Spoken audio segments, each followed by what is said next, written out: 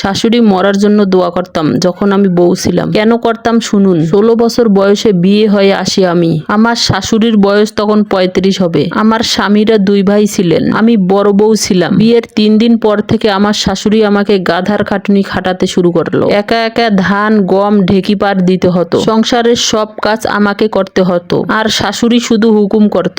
এ যুগে 30-35 বছর বয়সে মানুষ বিয়ে করেন, কিন্তু আমার শাশুড়ি 35 বছর বয়স থেকে সংসার থেকে অবসর নেন। বলেন তার নাকি বয়স হয়েছে। বিয়ের দিন থেকে বাপের বাড়ির খোটা কি দিল না দিল সেই খোটা। 16 বছর বয়সী মেয়ে আমি, কি বা বুঝি আর কি বা পারি। রান্নায় ছোটখাটো ভুল হলেও ধরে ধরে মারতো। নিজের ইচ্ছাতে কোনো খাবার রান্না করতে পারবো না, কিছু করতে পারবো না। স্বামীর সাথে এক ঘরে 2 মিনিট কথা বললে বলতো আমার থেকে আমার ছেলেকে আলাদা করার ফন্দি আটছে।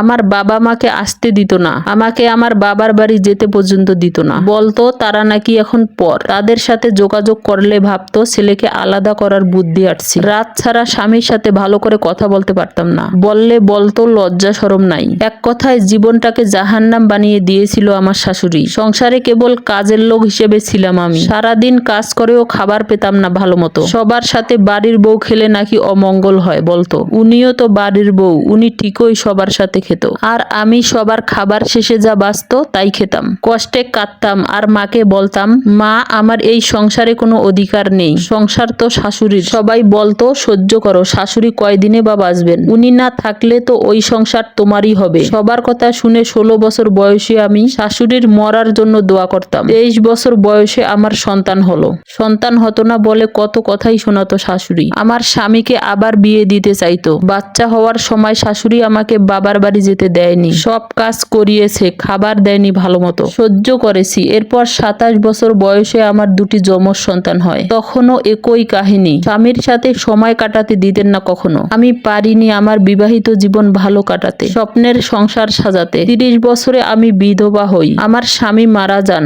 সংসার তখনও হলো না আমার। শাশুড়ি তখনও শক্তি নিয়ে চলে, সে তার সংসার আমার হাতে দিতে তখনও রাজি না। তার আরেক ছেলের বউকেও দেয়নি। উনি 70 বছর বয়সে মারা যান। ওনার বয়স যত বেড়েছিল ওনার রাগ কুটনামি ততই বেড়েছিল। ওনার অনুপস্থিতিতে 54 বছর পর আমার সংসারটা পাই। তবে এসব সহ্য করতে না পেরে আমার দেবর আর দেবরের বউ অনেক আগেই আলাদা জীবন শুরু করেছিল। শুধু আমি পারিনি বড় বউ বলে। বউ থাকা অবস্থায় ভাবতাম আমি যখন শাশুড়ি হব, বিয়ের পরপরই আমার ছেলে এবং ছেলের বউকে আলাদা করে দিব। আমি যে শখ আহ্লাদ আমার স্বামীর সাথে পূরণ করতে পারিনি, তা যেন আমার ছেলের বউ পারে। আমার 45 বছর বয়সে আমার ছেলেকে বিয়ে দিই, এবং বিয়ের আগেই আমি আমাদের বিল্ডিং এর একটি ফ্ল্যাট ছেলেকে দিয়ে দিই। একতলায় আমি থাকি আর 4 তলায় ছেলে আর ছেলের বউ থাকে। বিয়ের দিন ছেলের বাসরও আলাদা বাসায় করাই। তারা তাদের মতো জীবন কাটাচ্ছে। তাদের সুখ দেখে হিংসে হয় না আমার, বরং শান্তি লাগে। আমার ছেলের বউটা মাশাআল্লাহ ভীষণ ভালো। মেয়েরা মাকে দেখে মা হওয়া শেখে, আর শাশুড়িকে দেখে শাশুড়ি হওয়া শেখে, কিন্তু আমি আমার শাশুড়িকে দেখে ডাইনি শাশুড়ি হওয়া শিখিনি, একজন ভালো শাশুড়ি হওয়া শিখেছি। এখনকার বেশিরভাগ শাশুড়িদের সমস্যা কি তা আমি জানি না। তারা তাদের মেয়েদের সুখ সহ্য করতে পারে, কিন্তু ছেলের বউ হাসি খুশি থাকলে তাদের সহ্য হয় না। এ কেমন নিয়ম বলুন তো? সব সময় বউরাই কেন মানিয়ে চলবে? সমাজ বলে মায়ের সাথে যেমন মানিয়ে চলো, তেমন শাশুড়ির সাথে কেন মানতে পারো না? একটা বউ শুরুতে এসেই খারাপ হয় না, তাকে খারাপ বানানো হয় শাশুড়ির হিংসা এবং দোষ ধরায়। মেয়েরা মায়ের থেকেই মা হওয়া শেখে। তাই যদি শাশুড়িকে মা ভাবাতে চান, আগে শাশুড়িরা মায়ের মতন হন, এরপর শাশুড়ির থেকে বউ শিখবে। এই গল্পটা ছিল সংগৃহীত। আপনাদের কেমন লাগলো গল্পটা অবশ্যই কমেন্ট করে জানাতে ভুলবেন না। ধন্যবাদ এতক্ষণ সাথে থাকার জন্য।